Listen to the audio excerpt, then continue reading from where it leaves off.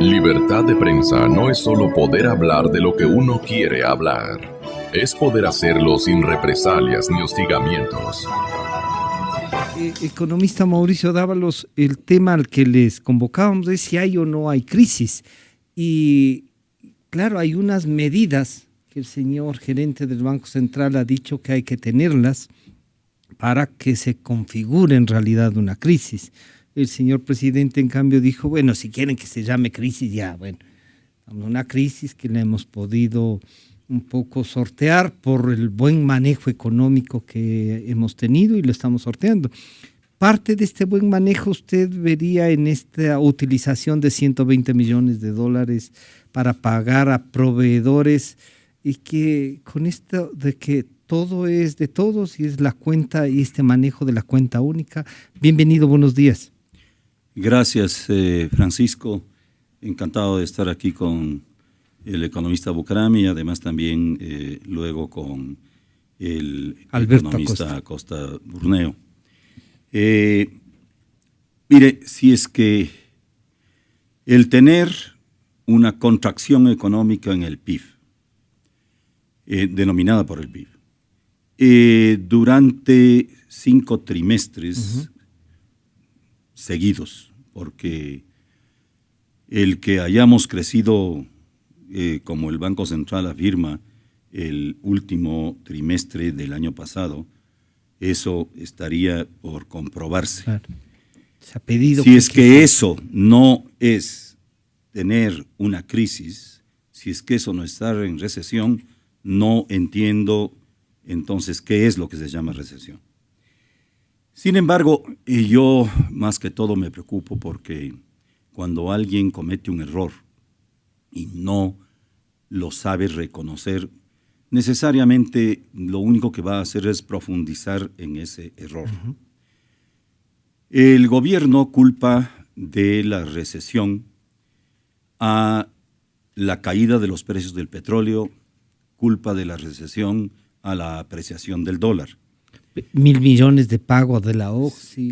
Naturalmente, pero también hay que darse cuenta que por el petróleo que nosotros obtuvimos del campo que tenía la OCSI, hemos vendido muchísimo más de los 1.000 millones, ¿no? Entonces, eso en definitiva se compensaría. Sin embargo, a lo que yo quiero concentrarme es a que no debería culparse solamente a estas dos causas, porque si bien es cierto, sí, habría sido mejor que los precios del petróleo estén altos y habría sido mejor que continuara depreciado el dólar para que nosotros podamos vender a pesar de no ser competitivos. Sin embargo, estos dos factores se han visto profundizados en su gravedad por la mala conducción económica que ha tenido el gobierno. Y me explico. En primer lugar, como hablábamos antes de entrar en el set con el economista Bucaram, yo le decía, si es que no se habrían cambiado los contratos petroleros, contrato anterior en el cual las empresas petroleras asumían el riesgo de los precios del petróleo y lo que pagaban era regalías e impuestos al gobierno. Con los $42 de promedio de precio que tuvo en el 2015 el país, en términos reales, o sea, volviéndoles a esos dólares, esos $42 a un precio real de principios de la década de la primera década de los 2000, estaríamos hablando de alrededor de $22 por barril. Son $22 $22 obviamente fueron absolutamente satisfactorios para la mayor parte de gobiernos que han precedido. De tal manera que si es que se habría permanecido con el anterior contrato, definitivamente no habríamos tenido una crisis. Claro que, repito, habría sido mejor que no caigan los precios, pero con los precios de estos caídos, no habríamos tenido este problema. El señor presidente vuelve a insistir. Si bien lo que nos decía el economista Dávalos es un panorama, el señor presidente dice, bueno, si quieren llamarle crisis, llámenle, en vez de esta recesión que ha sido sorteada con habilidad y con buen manejo. ¿Qué le dice a usted? Bienvenido nuevamente. Buenos días, Francisco. Un gusto estar al lado de Mauricio y también Alberto, que ya mismo lo tendremos por línea telefónica, y muy buenos días a todos los oyentes. Yo iba el día de hoy a hablar sobre el país de las avestruces, porque parecería que metemos la cabeza debajo de la tierra y no queremos ver la realidad. Pero parece que estamos en el país de los bipolares. ¿Por qué? El presidente dice que estamos en recesión, el gerente del Banco Central dice que no. Eso lo dijo la semana pasada, al final de la semana pasada. 22, sí. Una semana antes, el Banco Central dice, vamos a salir de esta contracción económica y esto se va a solucionar el segundo semestre. Lo cual me pregunto es si ahora, supuestamente, con las declaraciones del gerente del Banco Central, no estamos en crisis, entonces la semana pasada, ¿de qué íbamos a salir? O sea, ¿de qué problema íbamos a salir si ya ahora acabas de decir que nunca estuvimos en ningún problema?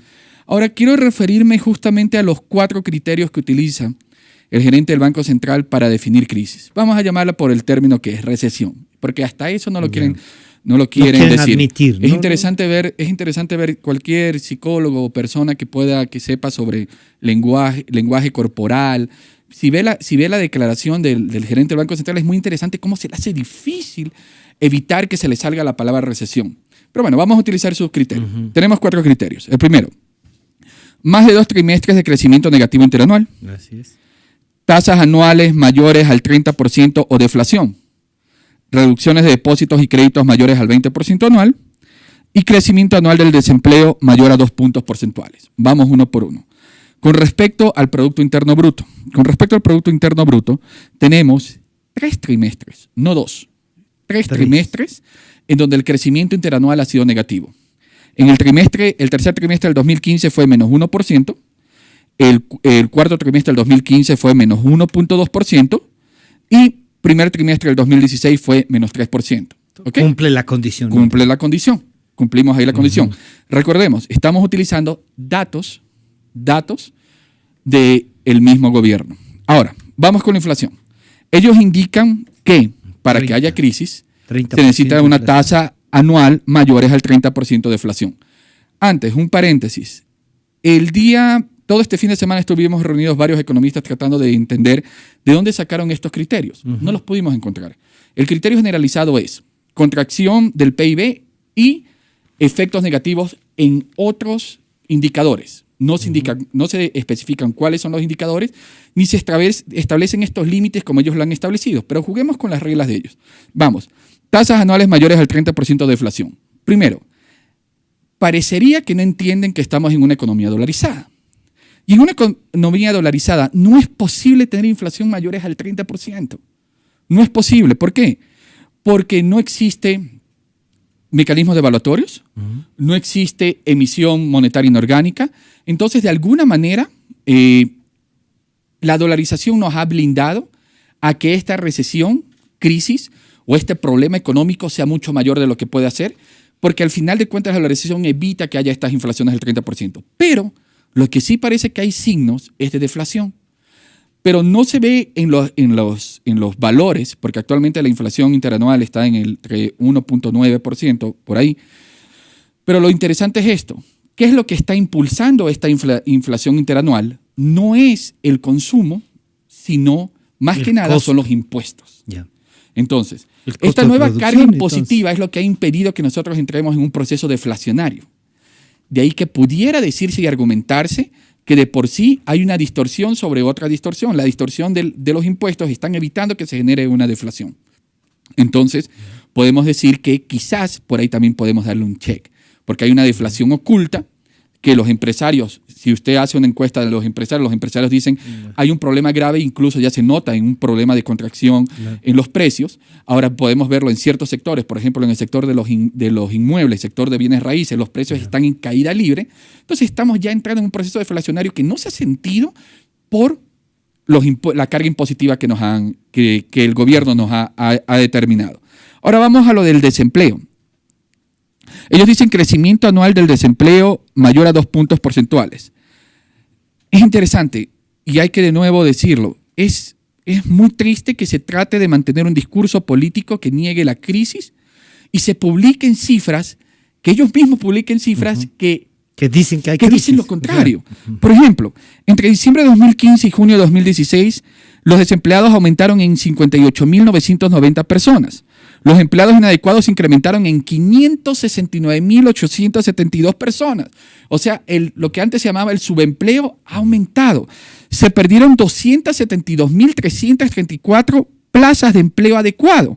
Esto implicó que la tasa de empleo adecuado caiga del 47 al 41%. Y la de empleo inadecuado, o sea, lo que antes se llamaba subempleo, pase del 48% al 53%. Tenemos un problema en el sector real que ya se ve en lo que es el desempleo. ¿Usted encuentra que esas 4 condiciones previstas por el señor gerente del Banco Central, don Diego Martínez, se cumplen? Encontramos que sí hay la posibilidad de que en el Ecuador se cumplan, pero acaba de decirnos el economista Bucaram que en Grecia 2 se cumplieron, 3 en un año y 1 en uno solo, y por lo tanto entonces no estaban en crisis, estaban disfrutando de algo adicional. Buenos días, bienvenido. Muy buenos días, Francisco, Santiago, Mauricio, un gusto. Bueno, yo veo que aquí nuevamente el gobierno quiere construir un discurso, quiere construir conceptos desde su lógica y desde sus intereses. No hay ninguna definición que sustente desde el lado teórico lo que indica Diego Martínez, gerente del Banco Central. Esos 4 criterios son tan antojadizos que pudimos haber puesto cualquier otro criterio que se nos ocurra y igual no hubiéramos podido justificar. Lo único que hay a nivel internacional de un consenso, a nivel de crisis, es que es una situación en la que se producen cambios negativos importantes en las principales variables económicas, pero en ningún lado se habla que son 4, que son 3 o que son 5. Esto es un invento. Esa no es la realidad es que hay una caída importante en variables económicas. Pero no es un aporte a medir de otra manera que nos pueda ayudar a encontrar países distintos. Yo creo que esto no es un aporte, más bien lo que nos está llevando esto de aquí es a tratar de enmascarar que el Ecuador atraviesa por una crisis, porque definitivamente hay una crisis económica, y al tratar de cuál es el objetivo de negar que estamos en crisis. Es un objetivo político, estamos en un año electoral, y al negar que estamos en crisis estamos afectándole a la economía ecuatoriana, porque no se están adoptando las medidas de crisis para salir de esta situación. Eso es lo que deberíamos hacer en este momento, reconocer que hay un problema y plantear y discutir medidas para salir de la crisis. Ahí debería estar la discusión, no la discusión si estamos o no estamos en crisis y perder tiempo en una discusión estéril, cuando lo que hay que discutir en este momento es cómo salimos de la crisis en la que estamos metidos. Pero claro, el gobierno tiene otras prioridades en este momento y más importante definitivamente es para ellos el tema electoral y están preparándose para las siguientes elecciones y mientras tanto vemos que las importantes variables económicas están cayendo. A nivel del empleo, por ejemplo, vemos que hay un aumento en el desempleados en el sector urbano. En el primer trimestre subió en 152,000 desempleados adicionales. En junio de este año, el incremento es de 72,000 desempleados adicionales, también con un deterioro en la cantidad de empleos adecuados, se reducen los empleos adecuados. La contracción económica, caída en ventas, vemos que hay sectores que reflejan caída en ventas importante. Tomemos como ejemplo la construcción, que cae casi un 20% sus ventas en el acumulado de enero a mayo. El comercio cae un 15% en sus ventas. El servicio de alojamiento y comidas, otro 15%. Entonces vemos cómo la economía está contrayéndose, hay una contracción en el consumo de los hogares también importante. Esto se está viendo reflejado en una pérdida de empleos y eso la gente en la calle lo siente, no necesita tener conceptos teóricos de qué es o qué no es crisis, lo siente en el día a día de la calle y vemos que la economía está atravesando por una situación complicada y que no se han planteado las soluciones para poder salir de este problema que estamos y para que la economía vuelva a crecer nuevamente.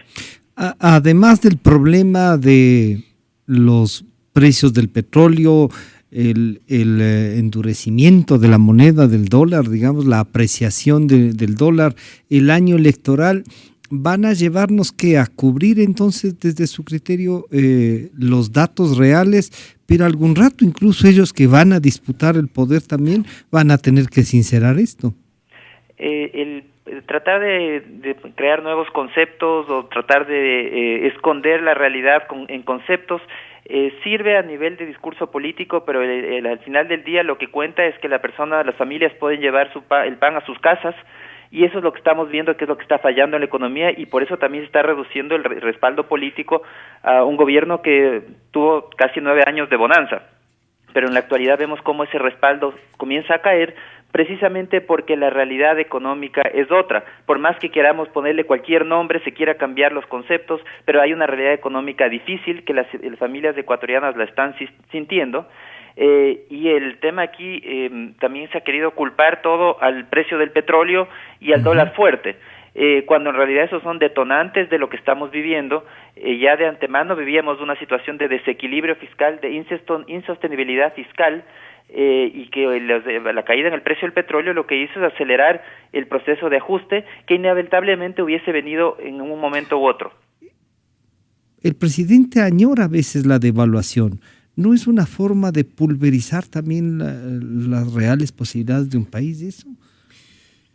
Mire, una vez que se dio la dolarización, lo que teníamos que estar conscientes es que no iba a ser un sistema eterno probablemente, porque una economía debe tener una moneda que es la contracara de la economía real.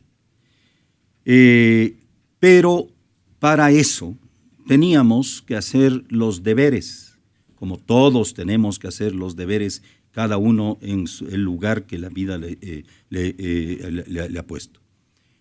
Y el deber del gobierno era cuidar la capacidad del país para competir con su producción. Eso es lo que no se ha hecho.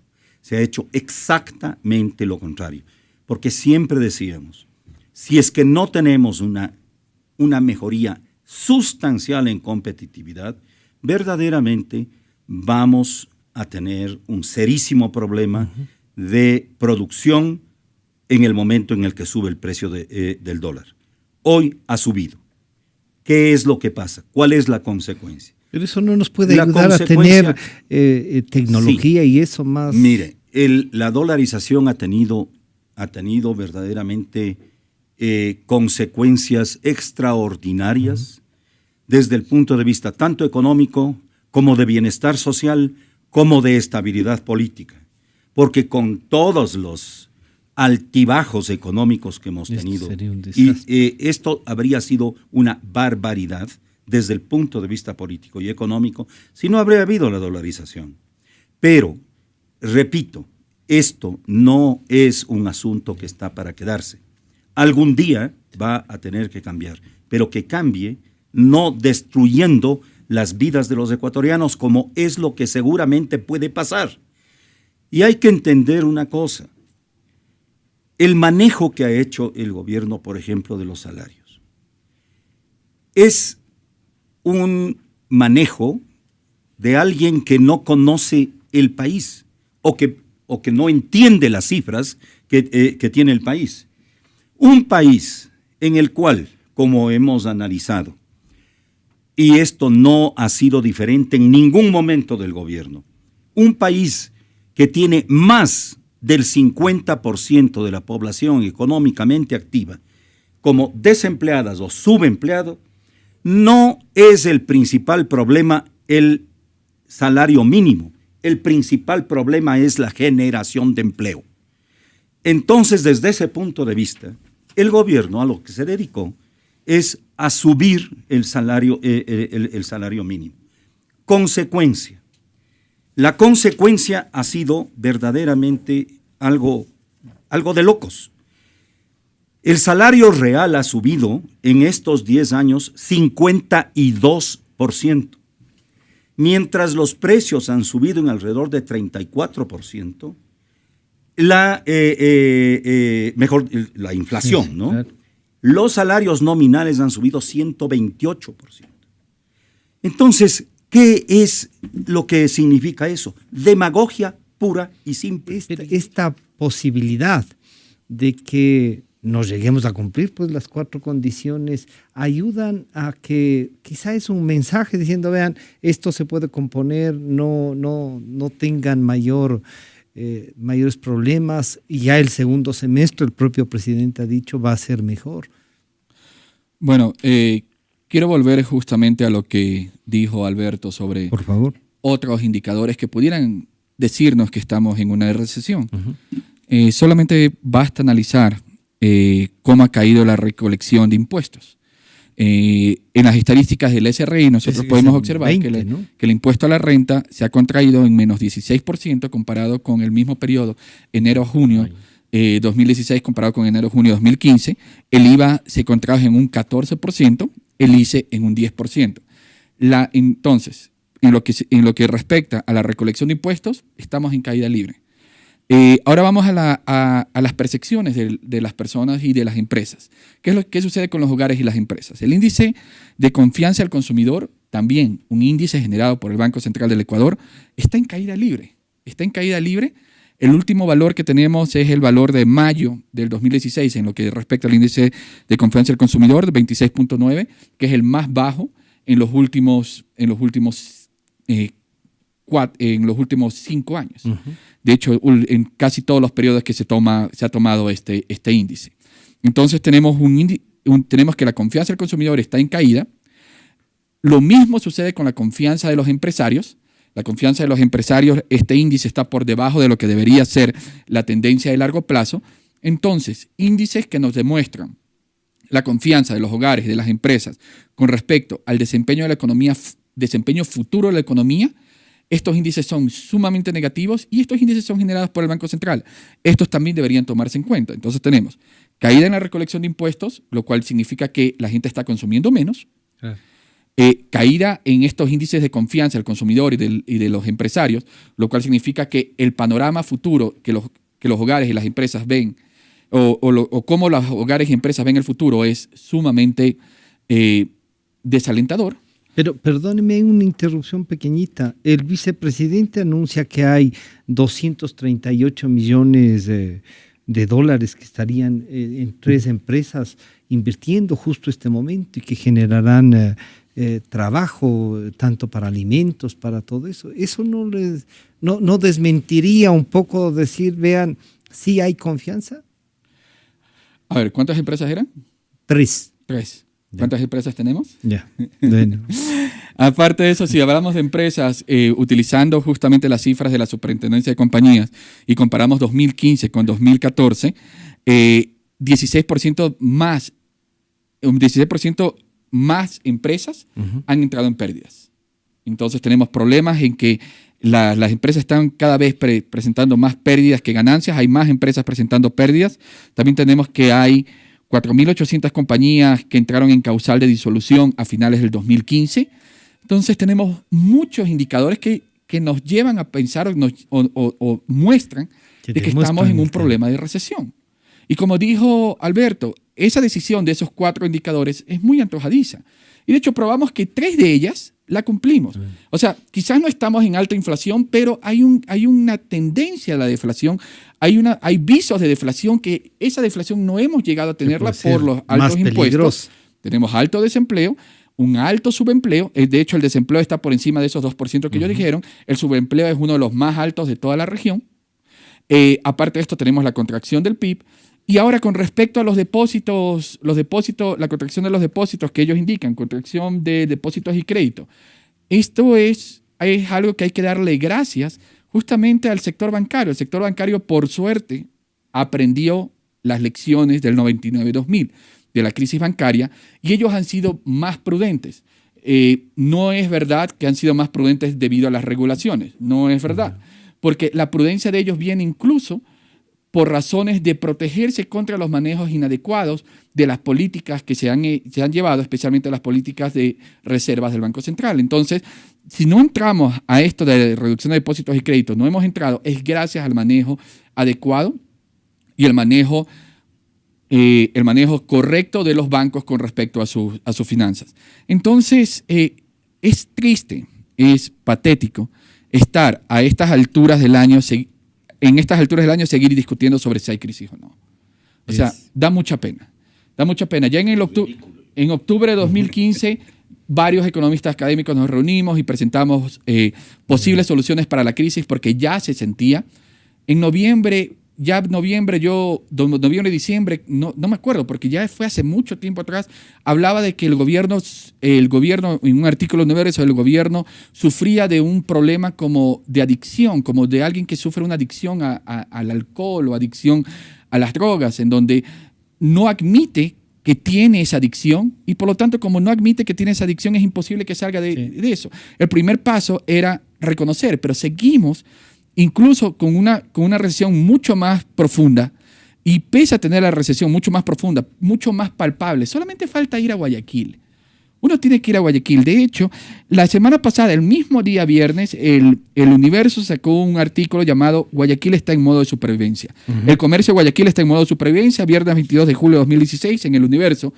Y es algo que es palpable. Uno solamente necesita caminar por los centros comerciales, por el casco comercial de Guayaquil y ver tiendas cerradas, comercios cerrados, comercios en liquidación. Guayaquil está en una grave crisis porque uno de los principales problemas que se ha generado en estos años es que se ha atacado al comercio con estas medidas que poco o nada han solucionado, que son las medidas de la salvaguarda, son estas medidas de que en vez de incentivar el flujo o el crecimiento comercial e incluso el crecimiento productivo de la sociedad, lo que ha hecho es retrasar esta recuperación. Pero claro, no se ha tomado medidas para poder solucionar esta crisis porque supuestamente a los ojos de los funcionarios del gobierno, aquellos que viven en una cúpula pero no salen a la calle, no ven la realidad, no escuchan el día a día, para ellos no hay crisis. No hay crisis.